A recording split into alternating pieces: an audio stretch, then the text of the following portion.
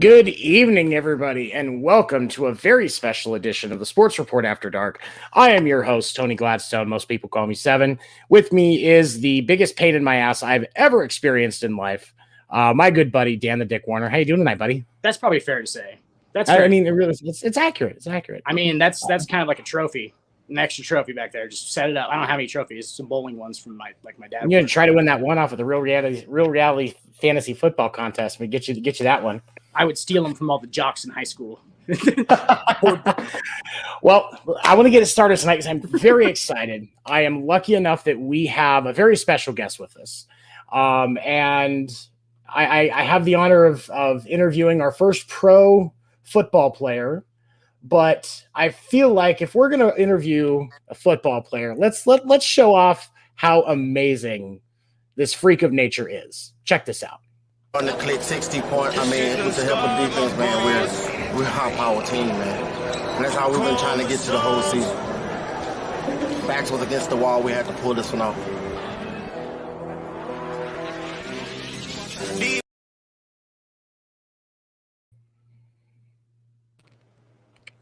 With us tonight, the amazing, the boss, Derrick the Boss Ross. How you doing, buddy?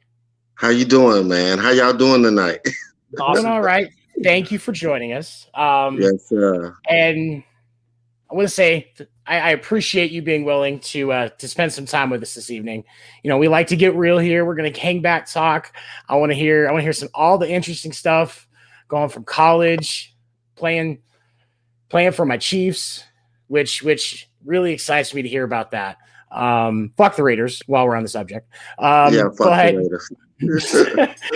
But so before, I know like you've got a lot of stuff that you do. So I want to talk about your brand and what you do now first, because obviously that's important.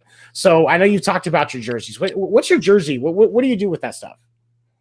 So basically, man, I became, one of the best in the arena league, and everybody was like, man, we want your jersey. And at the time, that was so expensive. So I was like, man, I'm going to start something. And I started a brand, D39 Ross, and started selling jerseys, man. And it's been amazing. I started selling jerseys, T-shirts, and a mask, with the COVID and everything going on. Right. And, man, it became a success, man. And I thank everybody for, for helping me with that. I appreciate, I appreciate you did that. I mean, it kind of reminds me of Shaq, what Shaq did with doing the lower cost brand for the kids' shoes in Walmart. Yeah. After that woman had called him out. Everybody can't spend $700, $800 where my most went for $1,400. Everybody can't spend it for a jersey, especially for, So, I just wanted to do something so everybody can get a piece of it, I respect that, man. Thank you for that. Like somebody that hasn't always had the money, like I appreciate that. That's really cool. So you said jerseys, masks, what else? Jerseys, masks, T-shirts. Coming out with shorts. I'm coming out with hoodies. I mean, everything, man. Like we're taking it to the next level over there. So Derrick, I haven't seen any of this merchandise, right? But I can tell by like watching the videos of you, and I saw some pictures of you, dude. And I was like, dude, that's like tackling a bowling ball. I was like, how are you getting him? Dude, you're fast. I was like, what is going on right now? Like, it was ridiculous. And I was like, Derrick Henry of arena football. That dude does. I'll rap anything that dude does. I don't even know him. It's man. Go ahead. Sorry. It was just no. It's cool. It was just a blessing. I started off with the Chiefs, of course, and I was a running back. And after a couple of years, traveling around the world and seeing what was really going on with myself, with the Europe stint and everything, I put on a little bit of weight, man. And I kept training, and I found out that I was still a little bit fast, as I put on that weight. So I was like, they put me at fullback in the first game. I touched it. I went for 35 yards and a touchdown. That was in Dallas. So they kept me there, man. Everything else was all she wrote. And I mean, sorry, Tony, are you at that point? Are you running like dive plays? I'm running tosses, dive plays, counters. Okay. I'm running everything because I was just fortunate enough to be big and quick. You know what I'm saying? That's what makes me who I am, big and quick. So I can run all the things the little guys can run, but I'm powerful like an offensive lineman. Right. So it's single back mostly, though? Or It's single back, definitely Okay. in arena football. It's Hey, single back. I'm usually on the side. Yeah. I love the fact you see, and I appreciate your arena stuff. Some people don't give that credit. I was a season ticket holder for the Arizona Rattlers from 94 through 98, the year after they won the Arena Bowl against Kurt Warner. And then I got tickets again for a while here after I'd moved back to Arizona. But I think Kevin Guy's a prick, so I won't buy season tickets until he's not with the organization anymore. He beat me a couple of times, so I think he'll prick too. He's a very good coach on the football field, so I ain't gonna say nothing. You know, he's a great coach. He beat me. I think 3 times he beat us. So aren't most great coaches pricks, Derrick? What was that? Aren't most great coaches pricks? Yes, absolutely. Dozell, everyone I've been around, Clint Dozell, Kevin Guy, all those guys are pretty much pricks. Yes, they are. But you gotta be because he's the Bill Belichick of arena football. And it frustrates me to say that because I don't like him, but like the Rattlers just as an organization, they've been the Patriots of arena football for pretty much. We're gonna say 3 decades now. Are we just gonna give it that full thing? Like, I mean, I'm gonna give it to them because they've been successful ever since I can remember, man. And they went from back to Nick Davila and everything when he was winning those championships over there. I respect that guy. Me and him actually had a conversation about my jerseys and everything. So he's a good guy, you know what I'm saying, as we talk and everything. Great people over there, man. It was just they were very good, and I never could beat them. Never could beat them. It's that organization is just insane. Like, and I've met Davila, nice guy. My wife, because when I had season tickets as an adult, my wife would go into the game sometimes, and she thought he was attractive. So a couple of times we got to meet guys, and I'm like having to like kind of stand between him because Nick Davila is a good looking dude. Like I can't compete with that. I can honestly say I ain't never looked at him like that, but I have heard online, you know what I'm saying, that they think he's very attractive, you know, the Latin ladies. So I'll give him that. I can't compete with a football player. Good dude, very good dude, Nick is. So, okay, with your website, I'm going to put this across the bin here, sir, for people to be able to check it out. Do you have a website where you sell everything, or is it just through you directly? Yeah, it's pretty much Facebook. I had a website, but I'm going to tell you that story, what happened to that company, you know, when you ask me later. So, but it's D39 Ross right now. You know what I'm saying, on Facebook. So you can buy anything and everything. It's the GOAT apparel, man. I got everything on there, and people starting to love it. So, well, people do love it, so it's amazing. Happy for that. It's a great thing to be able to create this stuff and make it accessible to everybody because it's hard work. That's what it is. It's very much hard work. I'm talking about is every day sharing, posting, and everything. You know what I'm saying? Because you want people to love it and people ordering it. You know what I'm saying? You getting it out in the second hand and it don't get. Oh man, it's a lot of work. You have no idea. It's a lot of work, but it pays off because I get to get those messages like, man, Ross, man, I get to finally wear your jersey. You know what I'm saying? So that's amazing, man. And I bless that to, you know what I'm saying, my whole company and everything, everybody that's working with me. It's why I messaged you after you had sent me the info about my New Jersey. Like, I appreciate your hustle because like I've seen your career, I've seen the stuff that you've gone through in the arena and all of that. And you are always going, man. And you don't quit. You play, you love it. I mean, dude, obviously you know what you're doing. That's what I'm saying. I've been playing for years now. I think I got into the arena game in 2010. And I love it, man. You know what I'm saying? It's just I'm just really good at it, man. And I love football and I love the kids, the experience. You know what I mean? And it's just a blessing to be able to play this long. After my stints with the NFL and NFL Europe and Canada and all those leagues and everything, to be my age instead of playing, it's a blessing, man. I feel like Tom Brady not the only one that's still balling, man. That's a GOAT, you know what I'm saying? It makes me feel good. You definitely up there in the GOAT of arena football, man. I can't argue that. You know, the Derrick Henry of arena football, at least. Tony, I actually read that. That's the quote from Leo. Correct? There's actually an article where he quotes you as the greatest fullback to ever play in Arena League. Mm-hmm. Yeah, that's what they say, man. Yeah, that's what they say. I mean, I got every record and I did it in the less amount of time. So, you know, Right. it's like I said, it was a blessing. It was Coach Dozell, it was my offensive line, it was the whole team that was on. It was everybody. It's a collective thing, man. I was just breaking tackles and taking them to the crib. Right. They didn't understand that I was that big and powerful and can run. Dude, this was one of the main things I wanted to ask you. It was like, okay, so I played in high school, right? High school hero. I play in the middle of Nebraska. Okay. So like there's not a whole lot of dudes, right? So it's smaller. Like I can be a big fish in a little pond, right? It was basically what happened. Yes, okay. Okay. Right. And you know, it's all like glamour and like, I wasn't the thing, but I just would have topped it right off, you know? But, but that's basically what's happening there. Okay. So I get to college and I have a rude fucking awakening. Okay, I had like, yes. They had me playing corner, dude, and I was like, I'm out there, and I'm like, this is not for me. I was like, I can't do this. And they're like, first day of practice, switch me to safety. Right? Here's my question for you: love of the game. I just didn't love it anymore because at that level, you actually have to love to play football. Like there is no I really liked to play football. It was very fun for me. Okay, fun. All right. High school is because your parents and they want you to play, and everybody around you wants you to play football, of course. College is when you really realize if you really want to do it, because it's starting to get to another level to where everybody's getting bigger, faster, and stronger.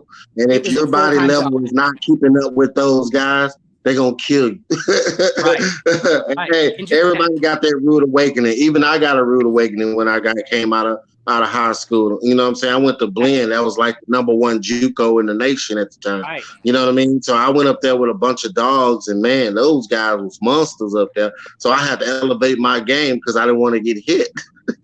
You only get smarter by playing a smarter opponent. You only get smarter by playing a smarter opponent. That's what I'm saying, too. You got to level it up.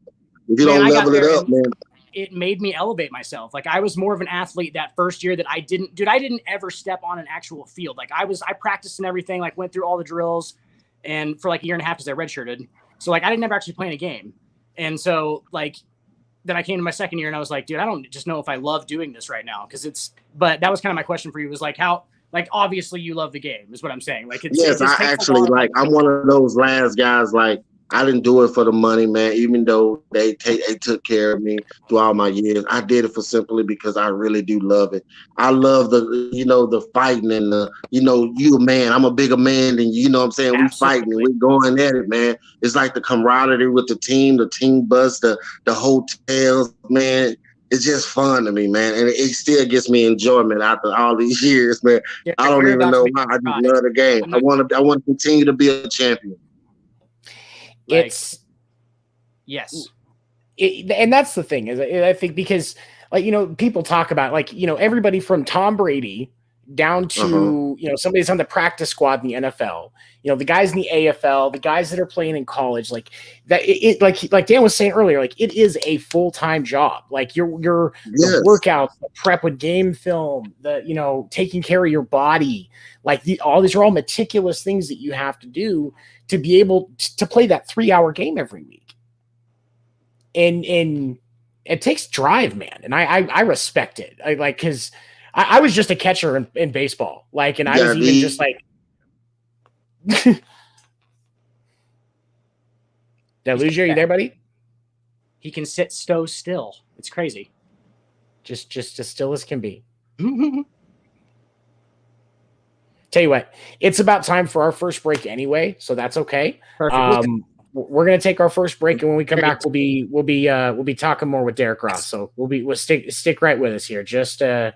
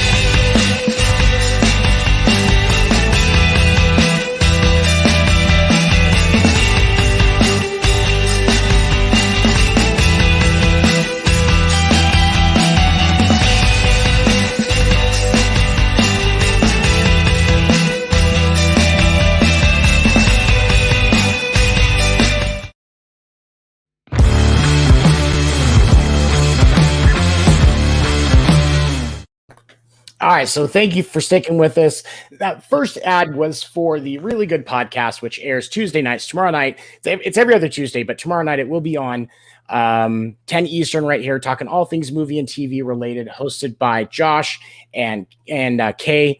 Tomorrow night we're actually be talking about TV dads. So me supporting my podcast, First Generation Dad, and my co-host for that, and the Sports Report, which was just on, will be there talking TV dads and having fun with that. The second commercial was for the Pinfall podcast, which is our flagship show, Sunday nights, talking all things professional wrestling, hosted by Josh and Will as they break it all down for you what's going on. Definitely check that out. And a big shout out to Gamerware for supporting. Use their code XXP on their website for 10% off. So we're sitting here with the boss, Derrick Ross, talking about life as a football player. So we got to the point we're talking about college. She went to JUCO, and then you moved up and you go to college. And I want to make sure I say this name right. It was Tarleton State University in Texas. Yes, and you step onto the field in your first game and you set a school record. I think it's been broken since then, but it's not a school record, 20 carries, 261 yards. So I know it's been a minute, not trying to say you're old or anything, but I know it's been a minute. So what do you remember about that game? What was that experience like for you? Oh man. I remember stepping on the field, man, and it was like, Derrick, this ain't JUCO no more. And I say, man, we finna see. Everybody started laughing, you know what I'm saying? And I went out there and he fed it to me. They obviously didn't understand where you went to JUCO. They didn't because there was like, they just didn't understand that I had some type of passion, man, at that time, and I wasn't letting anyone stop me. And I just remember just running through everybody. It was like, I just remember going in the end zone, kept going in the end zone, running long runs. And I don't know, man, something just came over me in those 2 years, man. I don't know. Some of the stuff I was doing, it was like miraculous. The second time I talked to Tony about you coming on the show, I was like, dude, watch some stuff on him. I was like, freak. And he was like, what do you mean? I was like, that dude is, I mean, we talk about it all. Me and him talk about it all the time. Like, the percentage of actual people you are in the world is so small. Like for you to make an NFL roster, for you to play professional football, like you are a football player for this long professionally, you are top couple points of percentage, like 0.2. Hundredth of a percent of athletes in the world. Like that's just ridiculous. I mean, because you gotta understand, you got so many people, man, want to play football ever since you're yay high. And just to be playing and still playing and you know, not getting injured, and you know, because all that's a factor, man. Staying healthy and everything. The outside of football, outside of the foot field. So you just gotta thank God and keep on moving, man, and stay healthy. Because you never know, man. Any play could be your last play on that football field. You gotta count on all the other players out there, man. Because you're at the highest level. Like there is no higher level. Man, and I'm saying I was at the highest level, and guys were coming into that Kansas City Chiefs locker room. It was so eye-opening, man. Just going into that locker room the first time and just looking around at everybody. You know what I'm saying? Because my locker room was right here, and it was an open locker room, and the next was Tony Gonzalez to me. You know what I'm talking about? Like, dude, y'all have no idea, man. Look, Tony Gonzalez I got pictures of that. Tony Gonzalez was the first person that took me out. You know what I'm saying? Like on the club at night in Kansas City. Like on my life, I've had sex with one of the cheerleaders in Dante Hall house. Like it was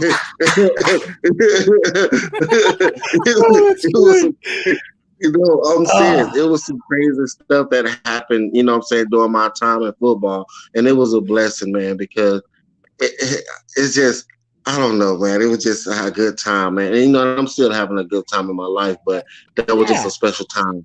That was just a special time. Arrowhead, playing football in Arrowhead Stadium is something that when you experience it, it's not something you can really experience anywhere else. Yeah, there's other stadiums. But Arrowhead is just such a unique piece of the NFL and the experience that you get as a player. So I'm curious, like, how does it feel? Is there a way that you can describe how it feels to run out of that tunnel with 70,000 people doing the tomahawk chop. Oh my God. What was that like for you? Only thing I remember this, the Kansas City Chiefs made me love this song. Oh, Black Betty, bam, bam. Oh, Black Betty, bam, bam, because of Betty. You know what I'm saying? Because that's what I would hear before I come out that tunnel, man. That's what I would hear when I come out that tunnel, and it would be like in the home of the Chiefs, and your whole body just, man. Dude, it's just a chill thing. And I'm in my helmet and I'm thinking, I cannot believe I'm out here. You know what I'm saying? Hey, I was like, I cannot believe I'm out here. You know what I'm saying? And it was just crazy, man. It was a blessing. That was so chilling. Yo, every time, you know it's going to happen, but your whole body, because everybody in there just rocking with you. That stadium is unbelievable, man. Unbelievable. That amount of energy generated by that many people, you know what I'm saying? Like with that much positive or what energy or sometimes negative. Man, I'm blessed that everybody gonna have that feeling. I'm blessed that everybody get to have that feeling one time in their life. Right. Just right. Man, because it just makes you happy even thinking about it now. Dude, I wept. I wept the first time I was in Arrowhead. I'm sure. Dude, I cried a couple of times too. Like I cried in Memorial Stadium in Lincoln, Nebraska too, bro. I cried for like a second. Like I was like, what is going on? I don't know. This is a football game. Like it's unbelievable. Hey, they wasn't playing me. They wasn't playing me in preseason that much. And Herman was calling me into his office and say, don't worry, keep running, keep going. You're gonna be okay. And then the next day he called me in his office, say, no worries, you're gonna make the team. Dude, I cried in front of a grown man right there at the death. And that was Herm's first year in Kansas City. What was it like playing for him? Oh man, Herm was cool. Herm wasn't really a X's and O's guys, I would say, but Herm was cool. He was a player's coach, definitely. Herm took care. I'm talking about like Herm will watch you. Like he watched what you wear. Like, all right, Rook. Well, all right, you got some money now. I see your clothes changing. You know, stuff like he would notice everybody. He was just a cool person, man. I love Herm. I mean, I respect Herm, like for real. He feels like he just makes you go 100% for him.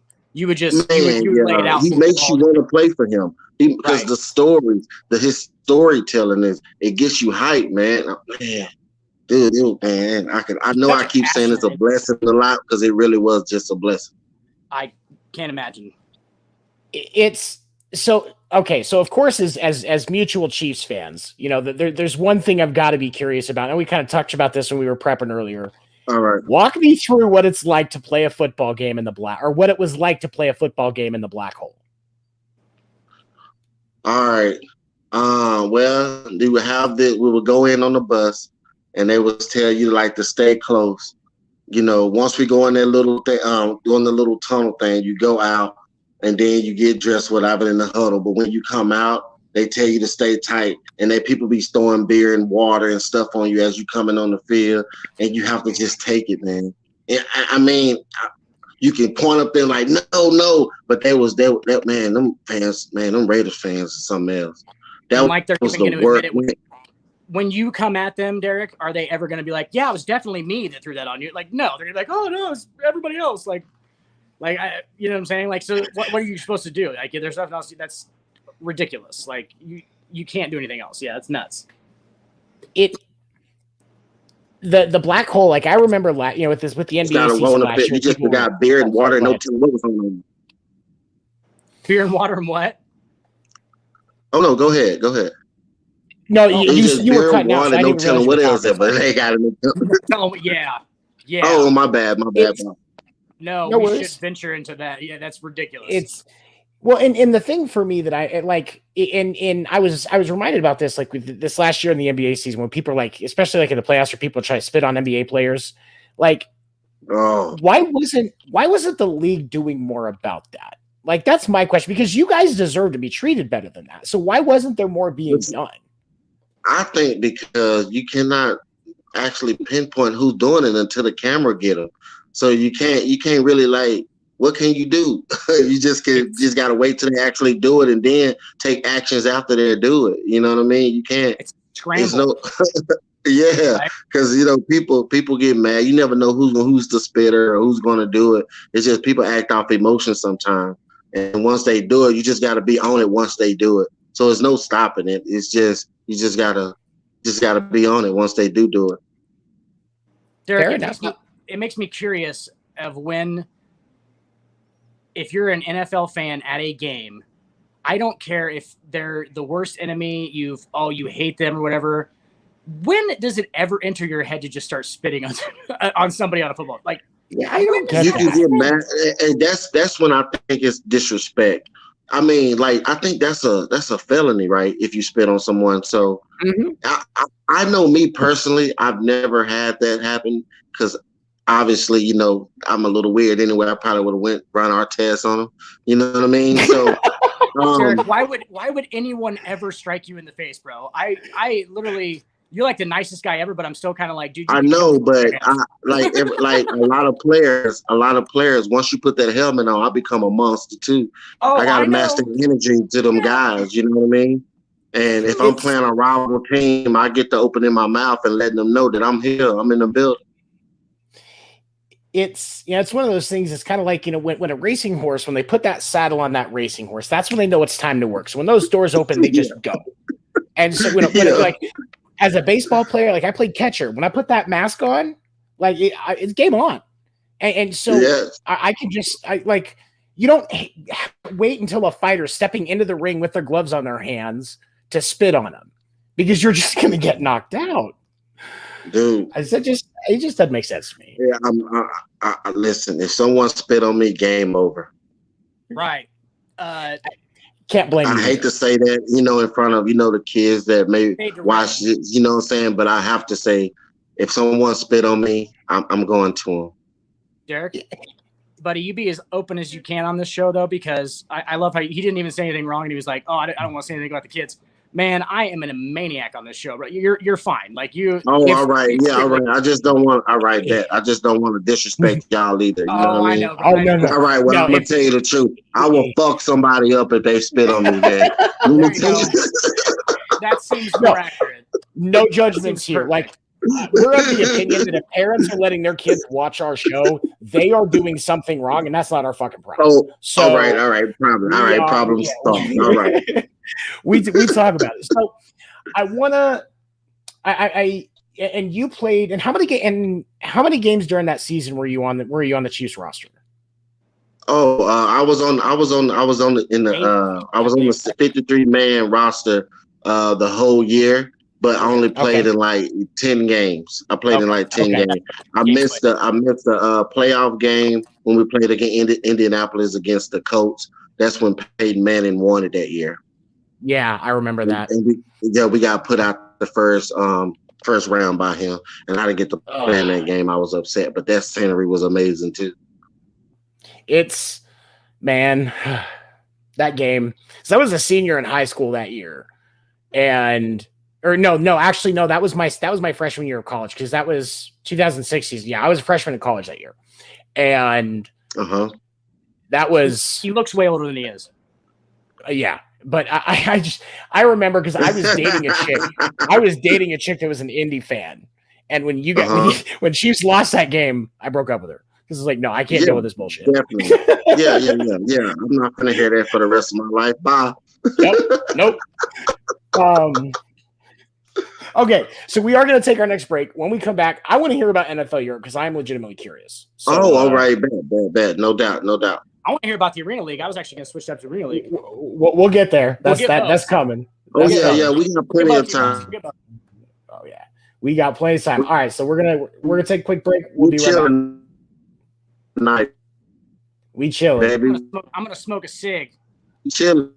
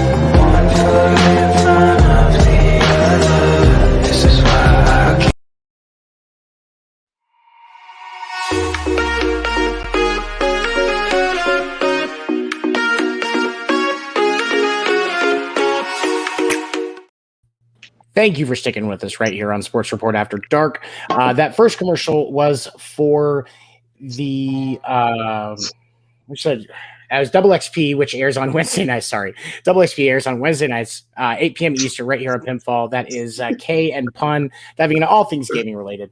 And then the second commercial was for Geek Gauntlet, which airs live on Twitch on Saturday night, and then airs.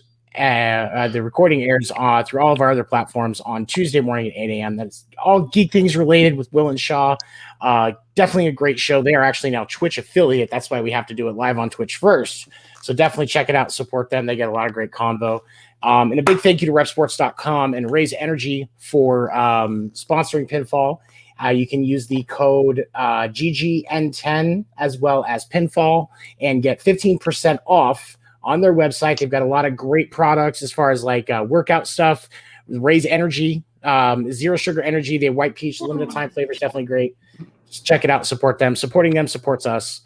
So we are here with the boss, Derrick Ross, talking about his football career and his experience as a professional football player. So man, NFL Europe, we don't. And the reason I'm curious about this is we don't hear a lot about NFL Europe in the U.S. when you guys are playing over there. So what is that experience like to play over there? Went to Germany first. Yeah, it's Germany, right? Yeah, it was in Germany. Well, the Chiefs came to me and it was like, "Do you like to travel?" I'm like, "Yeah, if y'all pay for it." They paid for me to go.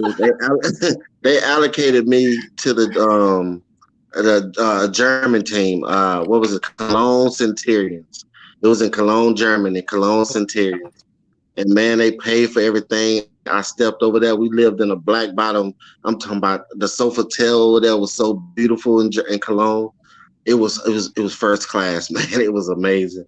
I got to learn to speak a little German and everything. I got to experience the culture. Man, it was beautiful. It was first class. You know what I'm saying? And I mean, the accommodations was so good, the workout system, the food. I ended up getting MVP of the league over there. Yeah, so, it was a co-offensive MVP, which was really impressive. Yeah, I went over there. He's running our stat calls, Tony. We were just going to call. I was both going to call out. But you were the MVP that year. I was just going to call it out, and he killed us. We were both waiting. Not two before us. Yeah. I ended up research, Derrick. Stop stealing our stats, bro. We ended up. I ended up, doing very well over there. And man, I remember they told me to come back, and instead of getting in the limo with the Chiefs organization, I left and went with a chick and went to go party. Man, I think that was a bad decision I made because I went to practice the next day, and my running back coach said, anytime an organization have something set up for you, you should have got in that limo. And I don't know what it would have been that if I would have gotten there, but I was so ready to be home, man. I just went to go to my girls, and I don't know. It's just something that happened. It's everybody makes mistakes, man. You never know. Hindsight's always 20. Oh yeah, I mean, that probably seemed like a good decision. Then I've been there. You know what I'm saying? No, that's what I'm saying. Like I was getting off the plane, and they had it like I didn't know what was in the limo. But I was like, nah, y'all can go. I'm going with my girl. So whatever. It's and that was the cheerleader I was telling y'all about earlier. Yeah. At Dante Hall's house. Man. Yeah. At Dante Hall's house. So I'm curious. Okay, I want to ask you a quick question. So what was it like? So Trent Green was a quarterback that year, and obviously at that point in 2006, there was already a lot of criticism about Trent Green leading Kansas City. Juicing or not? He's gonna love that. They had just drafted Brody Crowell. They had just drafted Brody Crowell my year. And I have a whole line of questioning set up for you later that you're gonna love. Okay. With your experience with Trent Green, do you think the Chiefs made the right decision for that point, or what did you think of Trent? I guess that would be my question. I actually like Trent. Trent was very smart, man. Trent was, I guess, on his downhill. He was getting hurt. The second string quarterback was coming in. They just drafted Brody Crowell. So Brody was trying to get a little playing time, and you had another guy. Oh my God, what was his name? He came in and actually did very well for as a second string quarterback. I was just looking at that. His name was Elvis Gerback. No, it wasn't No. Gerback. This was after the Gerback trade. Steve Bono. No, what was throwing out quarterbacks. What was his? That's gonna bother me because I was just looking at his name the other day. But no, I know who you're talking about. But yeah, he came in a couple of different times because Trent went down, and Matt Castle. You know, no, it wasn't Castle. It was Dan something.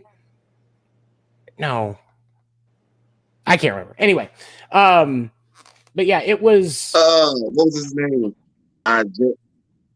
Somebody needs a research pad. Yeah, he like the. Look up. Hey Google, in 2006, who was the second string quarterback for Kansas City? I found some information for who is starting QB for Chiefs today. Do you want to hear it? No, that's okay. Not today. Hold on, where's that roster? I'm getting down to the roster right now. It was because Brody. They grabbed Brody in the third round that year. That was the year they picked Tamba Hali in the first round. He did a lot for the Chiefs. Yeah, they picked Tamba Hali first round. Who was the second string? Marcus Damon Hewitt. Damon Hewitt. That was him. UCLA. Yeah, Damon Hewitt came in and played a lot of the time, man, and he did well for us. He did. He was one of those. He was kind of like the Chase Daniels of that time. I kind of think he come in when he was a backup and it makes some noise, but he wasn't a starter. He couldn't be a full. Right. Yeah, he wasn't a starter, but I don't want to say he wasn't a. He was just himself. He was just a player. He played his game. He did a great job as a backup. Chase Daniels did a great job as a backup. There's no shame in that. That's what I'm saying. He was one of those guys. Back than an insurance agent. I mean, we just gave Larry Johnson $9 million, so he could quit.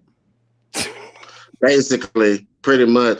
Yeah. And look, man. It was a lot of stories that year and that time about Larry Johnson. I was in those locker room and everything about Larry. Larry's unique. Larry's very unique. Derrick, his Twitter feed is very interesting. If you ever want to just lose a drinking game to yourself, huh? Let's say if you ever want to lose a drinking game to yourself, go to Larry Johnson's Twitter feed. Never take a shot every time he tweets something crazy. You'll get drunk in 46 seconds. You'll be drunk. Hey, go to his Instagram. You'll see that. You'll be I just be looking at some of the things that he be saying. You know what I'm saying? I'm like, all right. Well, I mean, whatever. I just don't. Derrick, I have defended Larry Johnson on this particular show, bro. This was 4 weeks ago. I defended Larry Johnson because I said if I got that much money, I might quit too. I was like, dude, see ya. I did the work already. Hey, but what you don't understand is, I don't think he quit because he wanted to. They quit because they didn't want him to break the record in Kansas City. Everybody in Kansas City started hating him, man. Wow, because of Priest? Yep. No, exactly because he was. No, it was everybody. What he was doing off the field. You understand? Larry was getting in a lot of trouble them years that they were sweeping under the rug. You know what I'm saying? And people were starting to get the whiffs of it and starting to hear it, and they was getting up tired of it. He was about to break that all-time rushing record, and they didn't want him to do it, so they got rid of him before he did it. It was Priest, right, or was it Marcus Allen? I think it was. I'm not even for sure. Was it Priest record? I think it was Priest Holmes. It was one of the two. The reason why I think they kept me is because Priest wasn't. Priest had a neck injury, and my second year, going into my second year, Priest came back, and then he didn't play number 2 or 3 games, and I'm like, that son of a bitch. He took my spot, but he was Priest Holmes. I ain't had no shot versus Priest Holmes. You know what I mean? Derrick, that quite literally just became a money issue. You know what I'm saying? It wasn't that he should have made the roster every year. It was literally they were like, oh, well, we have to put him on the roster for PR. Yes, and that's what my agent said. We paid him. They pay him too much money. He's Priest Holmes. Ross, your little shit ain't nothing to compare. He got you out of here. You know what I'm saying? And what the worst thing is, They did it so America could see, because that year we was on Hard Knocks, and I was featured so much on Hard Knocks that year, and they cut me on Hard Knocks in front of the whole world, man. I was the last cut. How have I not seen this season? Well, I was the last cut. Wow. I was the last cut on Hard Knocks. I just watched the Cowboys one. Like, I watch them every year. They're awesome. I need to go back and watch the Chiefs one because I don't remember that. But I'm going to go back. You don't remember the Chiefs Hard Knocks? No, I remember it, but I don't remember watching you guys. Herm Ellis. That was the classic when Herm Ellis came out with the shield and welcome everybody to training camp. That was the best Hard Knocks. Y'all got to check that out, man. Dude, okay. So I've seen parts of it for sure. I might have seen it once. Okay, now I remember because it was Herm. I remember that whole thing now. But I don't remember details of it. So I'm going back and watching it again. I love that show. Oh, yeah, same. And you guys were still doing training camp up in Minnesota at that point, right? Yeah, River Falls, Wisconsin. Okay. It was River Falls, Wisconsin, yeah. That seems like, and we used to practice against the Minnesota Vikings, and that was my first time because I'm from Texas, and Adrian Peterson from Texas. And I played Adrian Peterson when I was in high school, and he ran all over us. But then because I was a defensive end, they were running on the other side. But then we hooked up, and I saw him again for Minnesota, and I just saw man, he was so quick around there. And we were both running back at the time, you know what I'm saying? But it was just amazing just to see those guys, the Latané and Thomason, because we played the Chargers 2 times a year. You know what I'm saying? It was just, it was just cool. Derrick, where do you put Adrian Peterson on your all-time NFL running back list? He's my GOAT. You talking about ever? Ever. Yeah. Ever? He's actually my GOAT. He's your GOAT? He's my GOAT, and it's okay. So it's a lot about. Ooh, no. It's a lot about. I can't say. Hold on, Adrian was a dog. Don't get me wrong. Right. I can't put him in front of Barry, Emmett. Okay. I can't put him in front of Walter. I can put him. All right. So I have to give him 5th or 6th because Marshall Faulk was a dog too, y'all. And my favorite, the one who made me start playing football, Earl Campbell. So I have to, so I have to put him about 6 or 7. Right. I do this a lot with all time because I think LeBron James is the greatest basketball player in NBA history. That seems to be an unpopular opinion. He is the GOAT. LeBron is the GOAT to me. Over Jordan? Over MJ. MJ is definitely right there. All right, I can see. We will talk about that for the next hour and a half without a break. I'll be over here like drawing you graphs. Hey. I have tried to talk some sense into that man for the last 5 years that I have known him. It is. Are you serious? Look, LeBron is a dog, but I still think he chokes when it's the pressure on. I still think, He does. And I respect this game. So that was Jordan, kind of what I was doing is like, okay, so LeBron, I'm just looking at who he is as a basketball player in the most raw sense. Does that make sense? Like outside of his emotional and his psychological things, because he's obviously yeah. All right. And he's doing a lot more outside of basketball than Jordan did with the kids and everything. He definitely did. Jordan was all about the money, man. Jordan was on. He earned every bit of that billion. You know what I mean? Like Jordan was all about money. LeBron is about, I think, a little more giving back now. He is, and let's be coy here. It's a lot about LeBron and it's a lot about MJ. Okay. Off the bat, because why wouldn't it be, dude? Like me and Tony have talked about this. Like if you are that, it's so sad. It's so sad because people forget how good Kobe Bryant really was, man. Right. We've talked about that. Kobe was really, really good, but he implemented Jordan. They actually put him and Jordan at the same time and put him and LeBron against each other because they think Jordan and Kobe were so close together. They put them together, and then everybody is Jordan and Kobe versus LeBron. Right. It's the closest thing you can get. So that's a really interesting point, dude. I've never thought about that before. LeBron actually took away from Kobe a lot just because he was. Yes, that's what I'm saying. LeBron was so dynamic in the way he came, and he was so young at 18 coming in the game, and Kobe was still the man, but he didn't want to give up that title yet. Derrick, did you hear the Tony Allen Kobe Bryant story? Where No, I've never heard that. Tony Allen's literally talking about just guarding Kobe Bryant on this random regular season game, right? And Kobe keeps saying these dates out loud, like 11-19-83. And he's like saying all these dates out loud to like around Tony Allen, right? The whole game. Doesn't say anything else to him. Tony Allen goes home and looks the dates up, and they're the dates of all of Tony Allen's cousins, the birthday dates. Are you serious? He was spouting off like 6 of them repeatedly, and he said them so many times that Tony Allen remembered them. And he went home Kobe and looked them up. Man. Dude, you know how scary that would be? Savage. Dude, that will freak me out, man. I'm playing against someone. Dan and I have talked about this when it relates to the Kobe, LeBron, MJ discussion. If it wasn't for those first few years with Shaq, Kobe would be in the conversation without a doubt. Kobe's in the I mean more elevated. Shaq was just out of shape. He was just dependent on his dominancy. You know what I'm saying? He didn't really take it serious until that third year. But Kobe, that's why him and Kobe didn't get along that well, you know, because Shaq was just playing around. Kobe was trying to be a dog the whole time. You know what I mean? But you have almost the opposite physical state too. So you got the big guy that's kind of being lazy about it, and then you got the littler guy.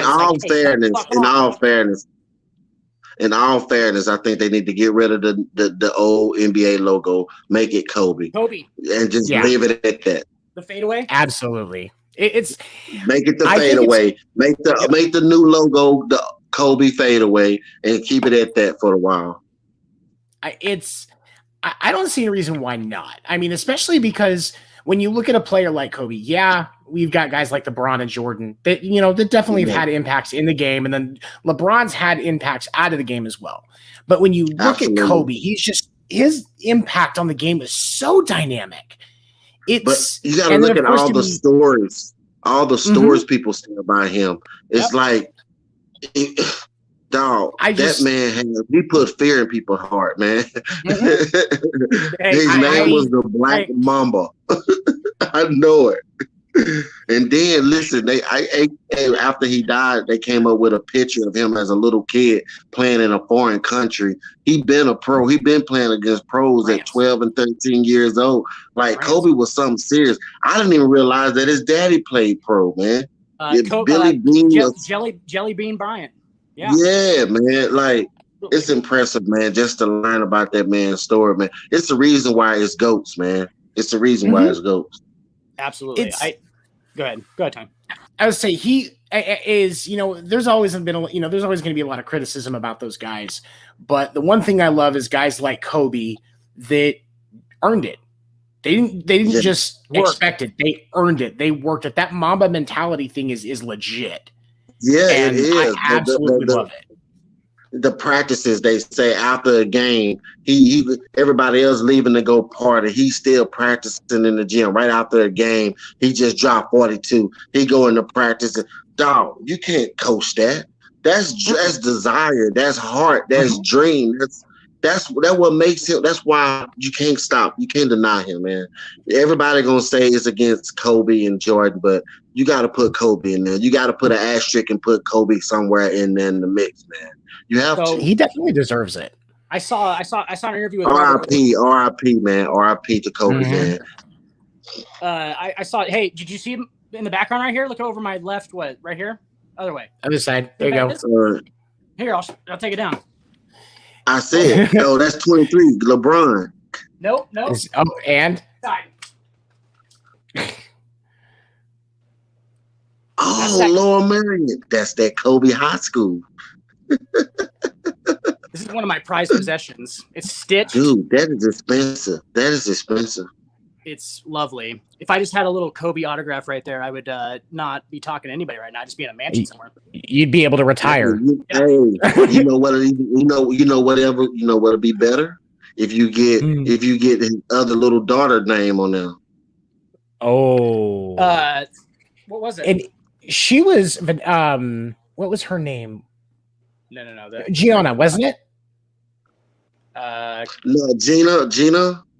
Gina. Gianna. Yeah, Gianna. It was Gianna. Gianna. Okay. I saw some footage of her stuff when she was playing it. She was already getting going. She would have been a force to be reckoned with in the WNBA. No, I really think she is. I really think she would have been the next. Yeah. She was a baller. But with a dad like Kobe, man, what else you gonna do? How can you not be? You know Yeah. what I'm saying? I mean, that's why I don't. I mean, I hate to say that. That's why I don't understand Jordan's sons. Like, your daddy was Michael Jordan. I don't think Mike's that kind of guy, Derrick. It's we're having some connection issues with Derrick again. He can stand really, really still. No worries. All right, we got you back. All right, we're getting you back. Come back. Come on, we'll turn the dials. I'll turn an imaginary dial, see if that makes it happen. Just use the antenna. TV. I believe am I okay? Oh, there we go. Okay, go ahead. I'm okay? Yep. All right, cool. All right, so what were you saying? Sorry. In and out. No, it was cutting in and out. I forgot what I was about to say. But tell you what, let's go ahead and take it. We're going to take our last break, and then I want to hear. We're going to talk about your arena football days because this is where I'm going to get really interested. And I have an interesting questionnaire for you, sir. No. We'll be right back right here on Sports like, what weird questions this guy's gonna ask me? It's about to get weird. They're just gonna be they're literally just gonna be guys that you used to play with a question mark behind them. That's it. Just hold on. All right, perfect.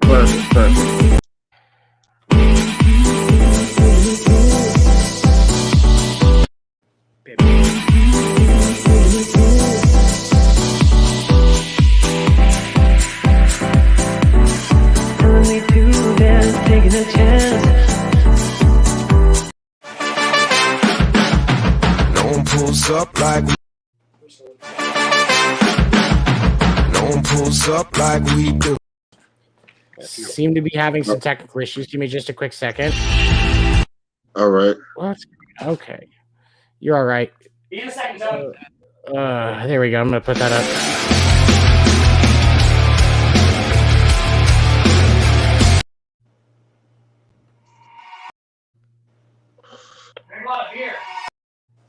What is going on? We are apparently having some technical issues. Oh.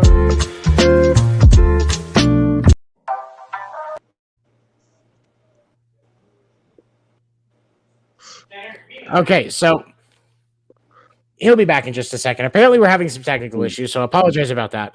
All right, so you get into the arena leagues like 2010, 2011. And you go the next 5 years, first team all arena. Yes. What was it like to ball out that consistently in the arena league? Man, like I said, I was trying to get back to the NFL. So I was trying to let them boys know at this league that they didn't have nothing on me. And I was man, I just had like I said, I just had that passion and that desire. No one was going to stop me. Okay, so as far as the teams that you played for in the Arena Football League, was it Dallas that you played for first? Dallas Vigilantes, and then Philadelphia Philly, Soul, Jacksonville Sharks, and Albany Empire. And the Albany Empire. Okay. Didn't you spend a little time with the Kiss and the Outlaws as well?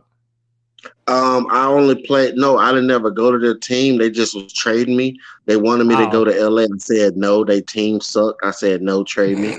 Then they traded me to Kiss. I said no. Gene Simmons them they sucked. I said no. And then Jacksonville said we want you. Then I said okay, I'll come. I remember when the Kiss started, and oh my god, so I was a season ticket holder for the Rattlers at that point. I was just like, what is going on? Why? That was a shit show in LA, man. And I think that they're a prime example of what happens when people that don't understand what you're doing when you're running a football organization try to run a football organization. Yep. Texans are dealing with that right now. I mean, oh man, that's so sad what they doing to Deshaun. And I don't know if it's true or not, and if it is, shame on him, really. But if it's not, man, the Texans need to stop, man, because it only came out when he said he wanted to be released. And after that, that's when everything started being released. I mean, that's why people kind of up and down about it. They don't want to like torment, they don't want to bring it all down on him. But if he did that, it's like I said, shame on him. But it came right after he said he wanted to get away from the Texans, man. And I think the Texans have something to do with all those allegations. And I honestly say that. I think Amen. that. We actually, that was a theory that he and I have had since the beginning, because I mean, especially, like you said, with the stuff with Larry Johnson and them having to sweep a bunch of stuff under the rug. Yeah. Those That's teams, what I'm saying. If they wanted to sweep it under the table, they would have done that. And they let it go out in public because he said he wanted to leave, and they wanted to bring his value down and try to make him stay. You know how it go. How it goes. There's too many coincidences there for me. There's too many coincidences there. I just don't understand how the timing of that works out. I know it just right there I know it. It's bad. And I feel bad for him. Go ahead. When I look at it, there's something simple that I say when I've talked to people about this. When we look at, like, if a case goes to court, criminal case goes to court, gets in front of a jury, the prosecution's job is to prove without a reasonable doubt that person is guilty. The burden of proof. Yeah. The burden of proof, right? They ain't gonna have that. And so now, they don't have that. When we look at Deshaun, like right now with everything, I've done so much research. I'm a victim of sexual assault when I was a child, and I don't want to make comments on this without knowing what's going on. And absolutely, and to be looking at this information, and even as somebody that I will admit I've jumped the gun a couple of times, to look at this and go, this is some bullshit. There's just, and I'm not going to say that I think that, because obviously, where there's smoke, there's fire. I'm not saying there's absolutely no truth to any of these allegations. That's what I'm saying. I'm not saying, like, because even in arena football, they would get massagers, the massage women, and they will always, when they get by your groin, they will always touch your mans and move it. You know what I mean? So it's a thin line between professional. I mean, it's just hard for me to understand that, Deshaun, why in the hell would you do that? You know what I'm saying? Mm-hmm. That many times of that same scenario. I don't know, man. I don't know. Nobody will know. It's the truth. It's their side, her side, his side, and the truth. So nobody ever knows. Absolutely. Can I give you an alternative, actual thing that I don't know if Tony ever agreed with me, because he rarely does. But we had this conversation for like 40 minutes on an episode one night. And I think what it came down to was that I honestly think this is probably true. I think Deshaun Watson had a thing, a sexual fetish for massage therapists, giving him a massage, oiling him up, turning him around. He has a boner. You know what I'm saying? Like a whole thing, right? A neuro massage. Right. Whatever you do in your bedroom, I do not need to know about. I don't really care. Good for you, bud. Yeah. But at the same time, when does it become to the point where he's taking it too far, apparently, or he just did it with so many of them that it was like, they were like, oh, this would be really easy to, because we actually do have interactions with them, right? I don't know. That was like all we could come up with. Does that make sense? Like it do make sense. That's what I'm saying. It's like I don't know. But I want to know. Wish I was a fly on that wall. And my thing, like when I look at this, one of the other things I keep in mind, my wife was a massage therapist. Like, she's got bad knees. She's had both surgeries on both knees. She's probably getting ready for a third one. She was a massage therapist. Like, she went to school of therapeutics. She actually worked on Tyreek in his rookie year once. Awesome. So awesome. Which I thought was pretty cool. Again, I had to say, look, I can't compete with that. Please don't leave me. But that's just reflex. No. I mean, but I'm sure it's professionalism, man. That woman loves you. Absolutely. But like when I think about, so I think about that, and I think about what they go through. She's told me some stuff, people trying some bullshit. But the other thing that I think about with that much money in play here, not just Deshaun's money, But the Texans, as an organization, how is it that he had to go to 20 plus different women and there wasn't somebody that was a consistent person for him? Like, how is that? Doesn't make any sense to me, because you would think that it would just be like, hey, we're going to put you under an NDA and we're going to give you $200,000 a year. That's what I'm saying. I think that was the reason why they was trying to make it so vulgar by saying they was with so many people. Because it just don't make sense to me, man. You just want to knock down like your theory. You just want to knock down massage therapists. You know what I'm saying? You just got a fetish of, I'm gonna knock down every massage, rub me, tub me, and I'm gonna fuck you. That I mean, and people have a thing. You never know what people fetish. And D. Ross, what if he likes a new one every time? That would totally be an understandable That's what I'm saying. So yes, I just Sean Bossy, if that was happening and I had his money, I'm doing it in the disclosed area. You know what I'm saying? And I wouldn't do it at the facility like they were saying he was doing it. You know what I mean? Like, they don't, because they saying that the girls was coming to the Texas facility and doing it. Like, it's got to be cameras around somewhere, man. D. Ross, I hate to do it, but what if he's into that too? Oh I'm my not God. joking. No, and that's, I mean, and he's how fucked up it is. Like, we were like, my head almost exploded one night. I was like, I'm having a stroke. But like, I mean, really, when we look at it, like, look at the Trevor Bauer situation. Trevor Bauer will never throw another pitch in Major League Baseball. I don't even know his situation. I think he was a pitcher for the Dodgers, and he got pulled. He's been on leave since, what was it, June? Yeah. May or June, because a girl claimed that over a couple of sexual encounters, basically it was supposed to be rough, but he took it too far, and like she had injuries and stuff like that. And there's so much back and forth. He has a bondage fetish. That's one side of the story, and then I've seen the text messages. Yeah, and then there's, you know, just like with Deshaun, there's text messages that are countering information, but the way that the league is treating it, like, they're just keeping him on leave. The judge, the way it broke out was she filed a restraining order against him, and it got made public information because it's an athlete, right? Mm-hmm. And at the hearing for the restraining order, the judge said he hasn't been talking to you. There wasn't any reason for this, and denied it.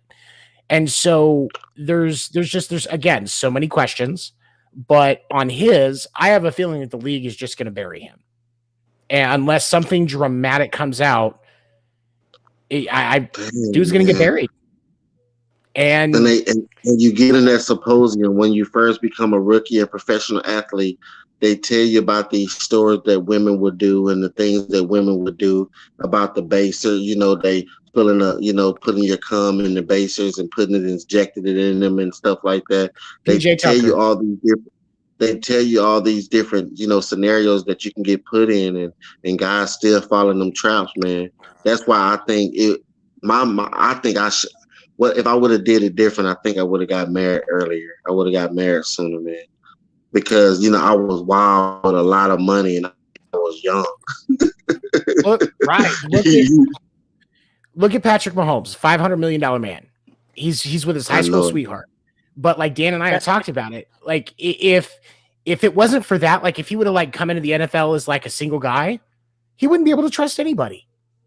No, that's what I'm saying. He's doing it. I think he's doing it right. And even if she did leave him, she deserved that money because she was with him when she was broke at Texas Tech. You know what I'm saying? You don't want I mean, most of these women, you wouldn't shoot with me at the gym. You know what I'm saying? You don't deserve that money. Right. But she deserved it because she was there with him in Texas Tech, and she was there on the bullshit when that 500. So if they ever, and I hope it don't happen because I like her and I like him, you know what I'm saying? But if it ever happens, she deserves whatever she gets from him. I can understand it. She's amazingly smart. She's already got all of her own business ventures. They're not even married yet. She's got ownership stake in the National Women's Soccer League team. She got a head on her shoulder too. Oh yeah, she's super smart. Like I follow her on Twitter and Instagram, and she's amazing. Before the end of their lives, see, that's even better, man. You got a king and queen relationship. You boss up. You know what I'm saying? You got Jay-Z and Beyonce. You know what I It's mean? a power Boss up. couple move. Power couple. It's all really, about power couple moves, man. That's really weird because me and my girl were literally looking at this today about what businesses Patrick Mahomes owns, because we got something from like Mahomes Loan, and I was like, is that Patrick Mahomes Loan Company? And like we were looking it up, right? Oh my this God. motherfucker, dude. This motherfucker owns Dude, parts of 4 professional sports franchises now. Kansas City literally just went, hey, Patrick Mahomes, you're an angel. Here's the keys to the entire city. Yeah. Here's everything you ever want from this house. Dude, Patrick Mahomes run Kansas City right now, man. I'll tell you what. Run St. Louis too. I'd tell you what, there is, and you know, we've all been around Kansas City, so we all understand the power of this. You know, to be able to be like, he and Brittany will go out to eat, and everybody leaves them alone until after they're done. Without question, they don't get bothered until after. Because he's got 60 gangsters that just follow him around all the time. They're like, hey, they'll go out just the 2 of them. That's what I'm saying. Like, that never happened to us. When we used to have our little meetings, we would go to George Brett's, and they would always get on us, man. I'm talking about attack. You know what I mean? They would not respect our privacy at all.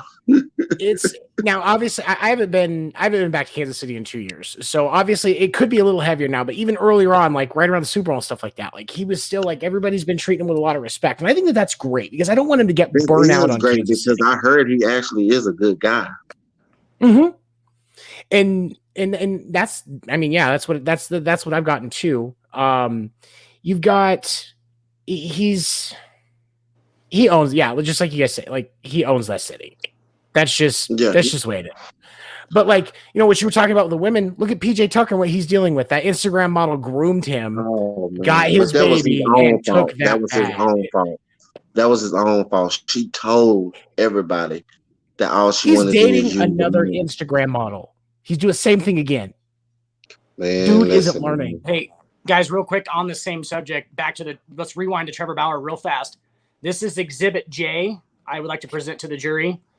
These are text messages from okay, so here's Trevor Bauer. Yes, ma'am, whatever you want. She says, but off when it's time to choke me out. Thanks, you are the best. He says, anyway, later she says, yeah, until I'm not awake. And then literally says, I love the pain, give me the pain, rar. Multiple times. It's like, I ain't dealing with that. No. Dude, you were just talking about it, like how they say, like, watch your fucking back. These are hyenas. That looked like a setup all the way. That looked like a setup anyway. He just she just wanted it rough, and he was like obliged, and he's like a really big dude. They put a big target. They put a big target on your back when they tell the whole world about your contract.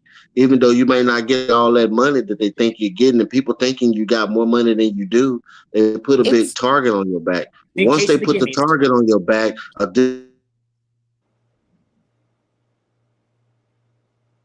level of women come after you.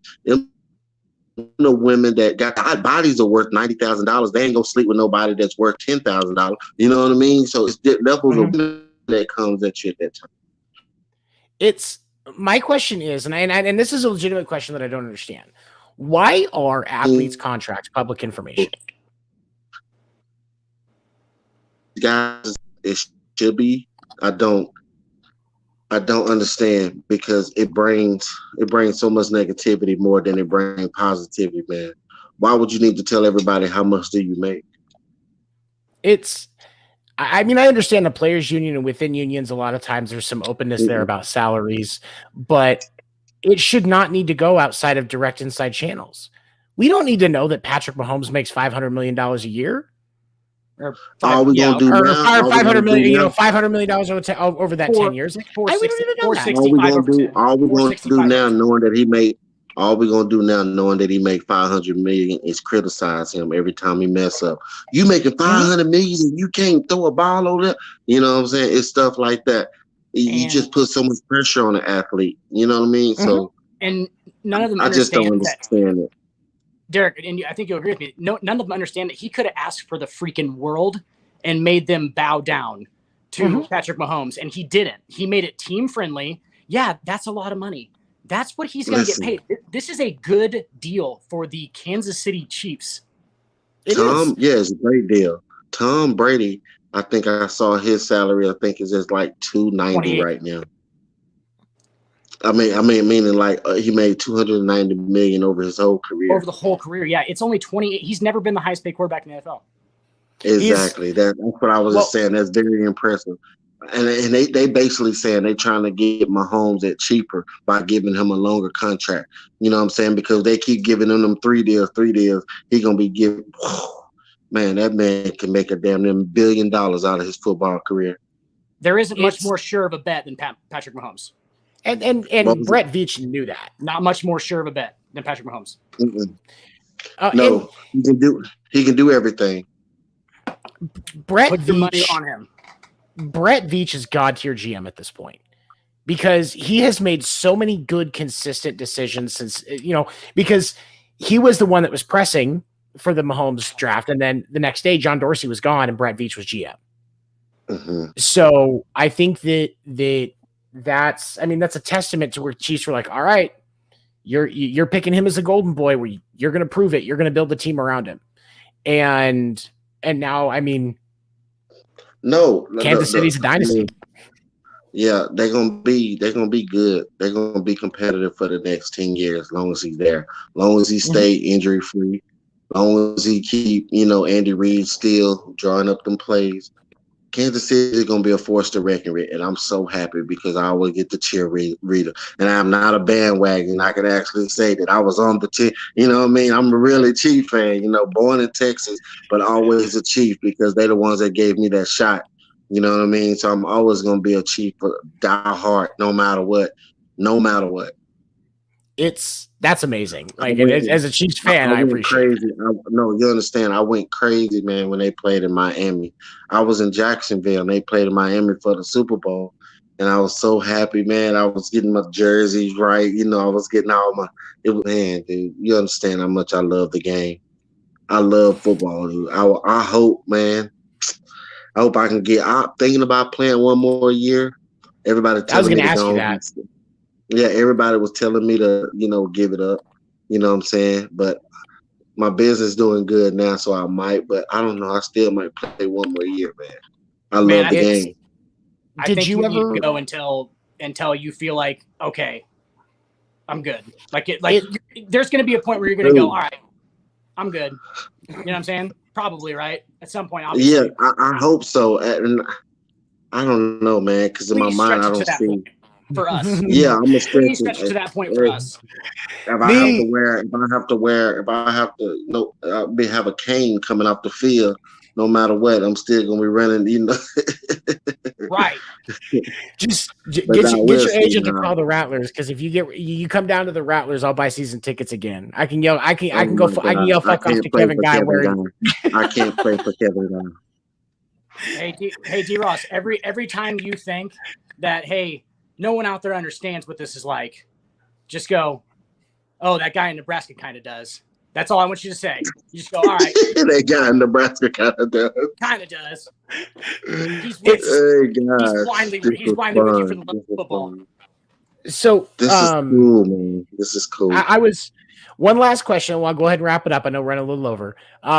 So did you ever give any thought to did you ever give any thoughts to looking at like XFL or any of those other outside projects? Did you ever make a shot at any of those? Yeah, no, man. I mean, Kansas City, NFL Europe, Montreal, Winnipeg. No, man. I ain't really think about the XFL.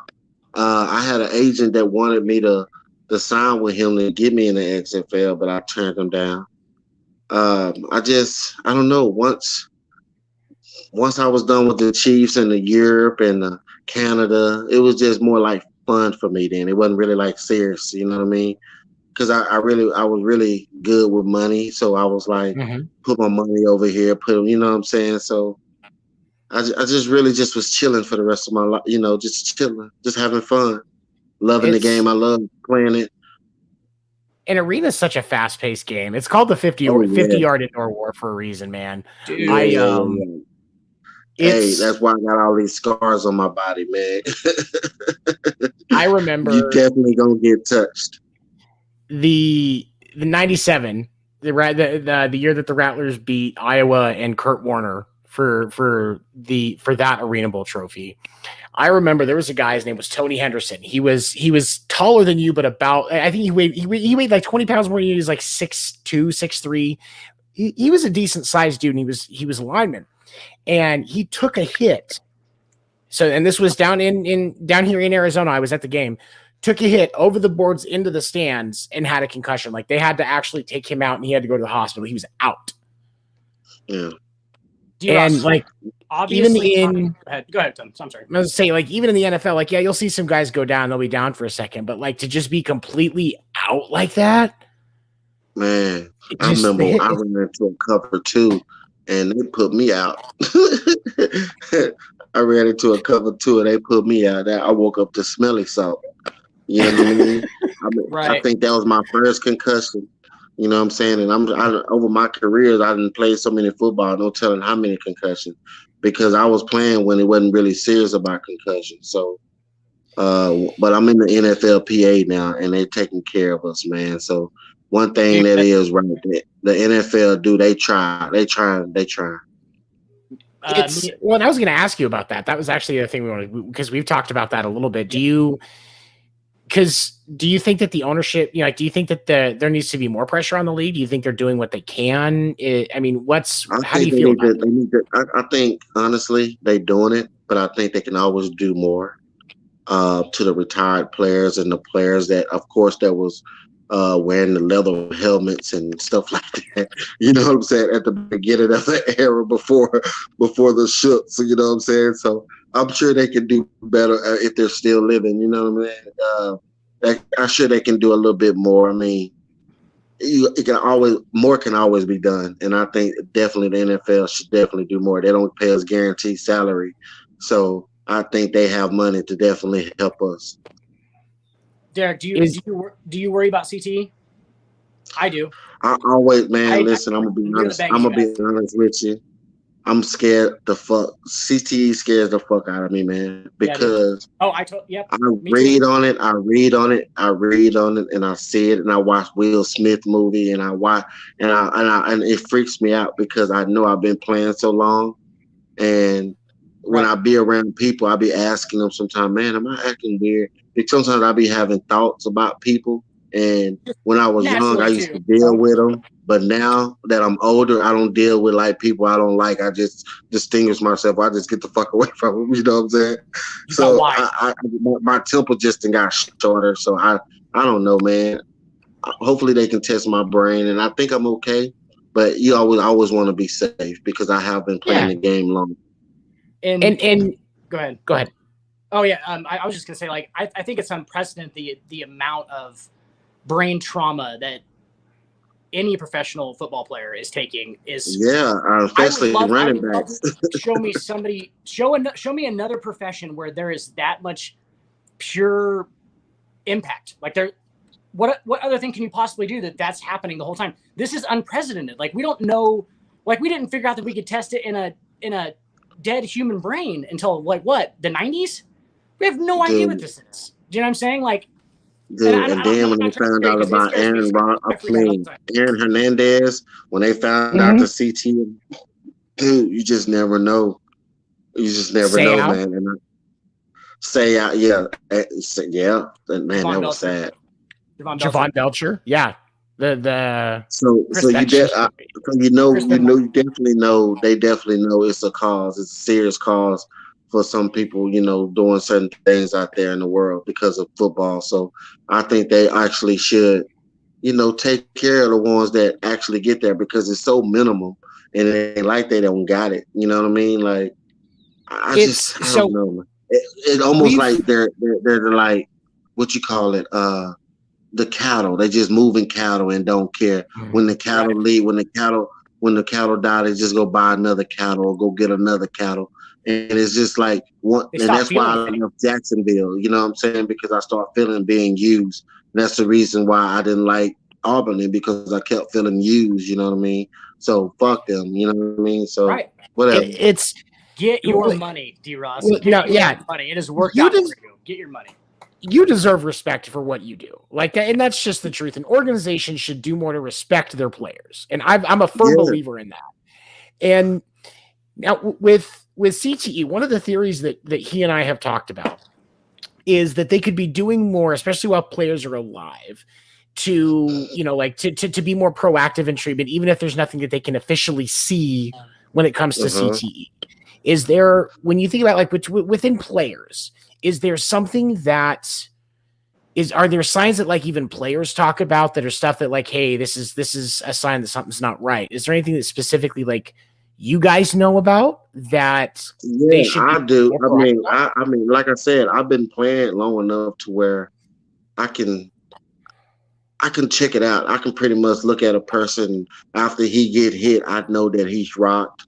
I know that he's having problems, and every person that I've seen have a concussion, they never was the same again. They never was the same again. You know what I mean? And it always altered them. You know what I mean? So I know concussions is bigger than what they're telling us. They just probably don't want to make it bigger because it might turn down their whole football. You know, and the upper guys just don't want that to happen because it's making them so much money. So they're just trying to keep it bare and trying to give us pennies so they can still get paid millions. You know what I mean? So I understand it, but I don't want to say too much. I don't want them to. Let's just say there's a couple of big old. You know what I mean? So it's no. I feel you. Go ahead, Dan. There's a couple of big old pillars that hold up this country, and one of them is the National Football League and professional sports in general. You're damn right. You're damn There's right. might be 6 or 7, and one of them is a main support beam. So you do not threaten the main support beam without running into some people that don't even the upper guys gonna bust your ass. Yep. Don't fuck with the upper guys' money, man. But I think football is a big piece of that meat, you know what I'm saying, for them. And they don't want to mess it up. And they're willing to pay the players to be quiet and shut up about it then. You know what I mean? So I know something going on out there. I just really think that they are taking it to where they're trying to show people that they're taking a chance by giving us the NFLPA and all the benefits we have and everything. Because I looked at that NFLPA package, and that was pretty good. That is actually a pretty good package. And all you got to do is not fuck up and get on drugs, and you should be okay. You know what I mean? So that's pretty reasonable request. Yeah. Yeah, no, you know what I mean? So basically, you just got to handle your business. So I commend them on that. They really are trying to help the retired players and the players that's, you know what I'm saying, that suffer so many injuries in the football career in that lane. Like the NFL not paying or its players medical assistance or insurance or whatever after they're done, even after they're done until they die, is literally that's what I'm saying. That's what they just did. They gave. I have a life insurance policy. I have a medical. I have free dental, free vision. I have for the rest. Yeah, they're basically taking care of them. This just happened though, pretty much. This just. I mean, I don't know if it just happened. I just know I just seen it on my package, and I know that's what they're doing. That's amazing. I know I was the minimum requirement, so I can just understand it only gets better from me. So I know that they're actually trying to take care of us. Good. That's good. Good, because I think they waited a little bit too long though too. Yeah. Absolutely. They waited a lot a bit too long. Yeah. Then like the NFL not paying the players medical insurance is literally like a company that pays people to commit suicide, not doing life insurance. Facts. You know what I'm saying? Like it's that definite. Like they're gonna need some probably long-term help. Yeah. At least some rehabilitation to keep their joints. This is ridiculous, bro. You guys are, I saw Earl Campbell the other day and I almost broke down because he's in a wheelchair now. He can't walk. You know what I mean? He dude, the bodies, they say every time you get tackled is like a car crash. So just imagine getting into 100 car crash a night. You know what I mean? Like, just imagine, like, I don't know, man. They got to understand that it's definitely more serious than what they're letting on to be. And I really agree with, and I really do believe that. Look at Bradshaw. Look at Terry Bradshaw. You look at him this year and how he is on TV versus 5 years ago. It's like he's a completely different person. I'm legitimately worried about Terry Bradshaw because it's just like he is not. Terry Bradshaw always. They say you couldn't. If you tell Terry Bradshaw to spell the word cat and you give him the C and the T, he still will get it wrong. That's what Tomlin said about him for the Pittsburgh Steelers head coach. Like, he never was the brightest thing, you know what I'm saying? So I'm sure his age plus everything else is getting to him finally. But they say Terry wasn't very bright at the beginning, so you never probably could tell if he was something to do with football or not. Fair enough. Do you guys remember, like, there was those old episodes of Sesame Street, and like they would be showing the numbers and the letter of the day or whatever, and they'd be flying through the air, and like all the people from Sesame Street were just like, yay, we're flying through numbers and letters. That's how Terry Bradshaw's life is now. Yeah, he just lives within that, like, letters and numbers. He's a doing NFL stuff. Like I said, they won't take him off the broadcast. They won't. He's like a legend, man. He's like respected. So he's like that US Marshal that just walks up, puts his cowboy hat on. He's like, hey, I'm here for the fight. And they're like, no, he's not. He's not going to fight anybody. Like, I would much rather watch like those segments that Booger McFarland and Randy Moss do. You got Moss, where they're going over catches and stuff like that on ESPN. They actually have some decent chemistry together. I would rather watch them on a pregame show than watching Terry Bradshaw regress so much. Oh man, poor Terry Bradshaw. Yeah. What is it? You got your Randy Moss? Got the Moss. he's a big Moss fan. Moss and Brady. Anybody that Moss created something. Every time somebody catch a big pass on you, you got Moss. You got Moss. They go up over the top. Anytime you go up over the top and snatch it, that's a you got Moss. Well, but yeah, man, I want y'all to say, man. I want y'all to say, man, I got a new color of shirt coming out, man. A blue one. Oh. I just dropped today, so y'all should go get it, man. Y'all go get you a shirt, man. Go get you, support. It's good. It's nice shirt, beautiful. So is that one you've been wearing one the whole time? You didn't even tell us that. Yeah. This is the GOAT brand. You know what I'm talking about? It's, I'm in. Yeah, pretty cool, man. A lot of people. Michael Bennett just got one. He was actually a running back with the Chiefs. You know what I'm saying? Nice. Back in the day, he's supposed to be the fastest in the league. Yeah, he just got one. It's been a lot of support, man, and I'm thankful for that. Yeah. Amazing, well, dude. You got our back. We're gonna definitely be grabbing jerseys from you, and I will on that again for real because I didn't give us the info on that again. No, just go to D39 Ross. Go to D39 Ross. It's right there at the bottom of the screen. Tony's doing a good job. No. Tony doing a hell of a job, man. I like this whole little setup y'all got going on, man. Y'all doing it big here, man. I like it. Thank you. Well, you're welcome to join us anytime. And we will both be getting jerseys. This was a pleasure, man. This was actually really fun. You know what I'm saying? I wish I could have been a little bit louder, but you know what I'm saying? Maybe next time. You're fine, man. No worries. You're welcome back anytime. And everybody, when you check out D39 Ross Clothing, let him know that Seven and Dan sent you over because he will make sure you are taken care of, and that supports us. Absolutely. So please, thank you. Absolutely. Let me know that y'all were sent by him. No doubt. And, man, we'll have you on again when we can. Oh, every second we can. Shamelessly rep it. Like, I am going to shamelessly. No, man, listen, dude, I'm telling you, and I'm a man of my word, you know what I mean? So, we friends. This is nice to have me coming on the show. So definitely a blessing, you guys. And man, if I play next year, if I'm near y'all ask for tickets, then y'all definitely there on me. So God bless. I will keep in touch and we'll make sure, man. I want to see you play if I can. But thank you for joining us. If you see an No old doubt, 2004 Pontiac Grand Prix, buddy, with a big D Ross sticker on the side of it, you know who that is. Oh man. Just a big, old Hey, I drive that Grand Prix, bud. Not even a GT. It's just a V6. hey, just go. Hey, as long as it gets you to point A to point E, baby. You know what I'm talking about? She's fast and sleek, buddy. She's fast and sleek. Past anything but a gas station. Skinny and sleek. All right, y'all have a good All right, night, y'all. man. Y'all be good. Thank you for Y'all joining be us. You're going to be back on. We'll see you again. Yeah, we'll have you all back right, on. cool. We're gonna I hope I'll be on, man. Absolutely. Y'all be good, man. See you, buddy. have a good night, man. That was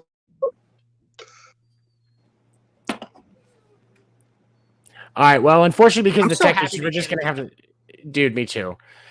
Because we're having tech issues, I don't get to do the outro like I normally would. So I will be just editing the show. But thank you for joining us right here. Don't forget to check out D39 Ross Clothing and support Derrick and everything he does. He's an amazingly talented athlete, deserves your support. And we will see you next week right here on Pinfall Network. Thank you for joining Sports Report After Dark. Have a good night.